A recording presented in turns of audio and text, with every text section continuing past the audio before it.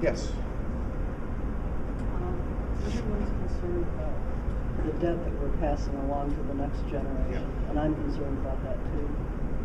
But I really wonder if, within my lifespan, which is when our clock is ticking on that, if we're going to see a way that it's really possible to deal with the corruption and the waste and the mismanagement in Washington that's put us in this position. Well, I've been asked if I support auditing the Fed, and I say yes, not only do I support auditing the Fed, but I support auditing each and every federal department to decide, first of all, what do they do? You think about the process here. We send money to Washington, and then someone in Washington figures out how much money they're going to send back to us. And I'm sure there's waste along the way. I think all of us believe there's some sort of waste along the way. When I became mayor, I couldn't believe how many line items I saw in this budget for salaries. Salary, special salary, overtime, then event salary. I mean, it was unbelievable. So, we got rid of all that. Now we have overtime and we have regular salary. But I only learned that because I went through each and every line of the budget because I was responsible. And I did something else that most department heads didn't appreciate, but found to finally deal with it, was when the department head put their budget request together, I had to give budget instructions. And I said, first of all, zero-based budgeting. And these same principles apply to business, and they should apply to the federal government, which is how you're going to uncover some of the things that you're talking about. Zero-based budgeting, so you start from zero instead of looking at your budget from the year before and then increasing it. Secondly, we had what was called the justification button in the computer system. So you couldn't go into the next page of the budget until you justified your every expenditure over $2,000. Now, I did that because I wanted someone, the person who was requesting the money, the department head, to justify and prove to me that it was a worthy and necessary expense. That alone reduced their requests. That alone. Because you couldn't justify every expenditure that they were asking for. So you saw their requests come way down as soon as I became mayor. And then on top of that, I would cut them because I still didn't think that we were being as effective and as efficient as we could be. But that same principle needs to apply at the federal level. Again, we just had a budget proposal from the president that was $1.9 trillion out of balance. I don't think that anyone in this country thinks that every dollar spent is being spent wisely. Now, I'll give you an example of what happened last week, and you tell me if this is Congress being good stewards of your money. Congress voted last week, and it was in a party line vote, and I'll ask you which party you think voted for this and which party voted against it, to spend $50 million to purchase a park in the Virgin Islands. It happened last week. There was one party that said no, and there was one party that said yes. Your member voted yes. Our member voted yes to spend $50 million of taxpayer money to buy a park in Virgin Islands. I'm not sure why that happened. I'm not sure.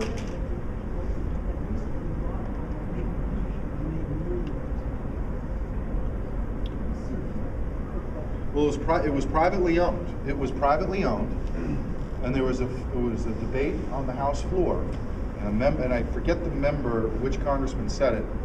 I believe it was a congressman from Utah who said, well, the argument to purchase this is to ensure that it never gets developed. Well, the owner, and his response was, the owners are in a pretty good position to do that. Why do we have to purchase it in order to ensure it doesn't get developed? But that was $50 million of your money. This is right after we heard from the president that said we've got to free spending.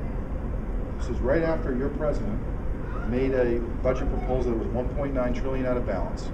This is after our member of Congress has been listening, I hope, to people in New Hampshire saying this kind of stuff has to stop. And then she voted for it. Now maybe there's a justification. I don't think there's a justification for that kind of expenditure. But it's an example of why people are angry and why they don't trust their members. Now, if we all wrote letters and asked, why did you vote for this? I would love to know the answer. I would love to know the answer. We would love to know that answer.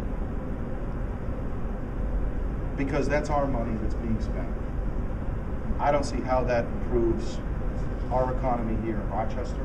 I don't see how it helps reduce the debt and the deficit, and I don't think it sends a strong message that they are fiscally responsible with taxpayer money. That's just one example, just one. And I bet you if we looked at other votes as closely as now we're starting to look at them, we would be rather disappointed, to say the least. But to really specifically answer your question, we need to elect people who are going to take this budget process seriously, who are going to look at what the role of government is and do everything to be good stewards of taxpayer dollars. And I don't think we have a Congress right now that has that as a priority. Yes, Senator. Just a comment on that.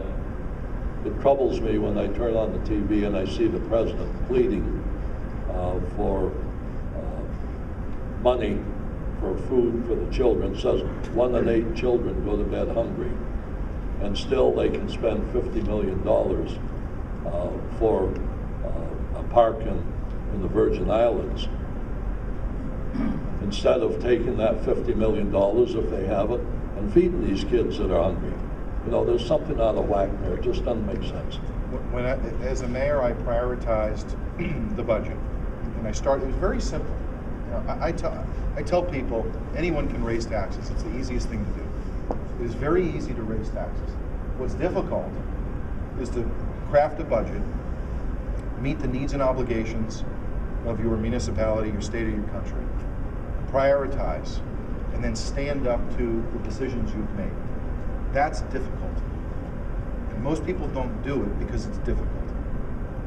But as mayor, believe me, there were times where I had more than 1,000 people at a budget hearing because they didn't think that a tax cut, a 1% tax cut, was in the best interest of the city of Manchester. And we're angry. And they came out, more than 1,000 people. But you know what? I was there, listened to them. They had their point of view. And I did listen. But the reality of positions, like being a mayor or being a governor or being a congressman or president, you need to make tough decisions. But you need to set out a blueprint of what you're going to do. And when it comes to budgeting, the first number you should be looking for is what is your revenue number. And you make a statement, we do not exceed that number. You don't even have to hit that number, by the way. But let's look at our existing revenue number today and say,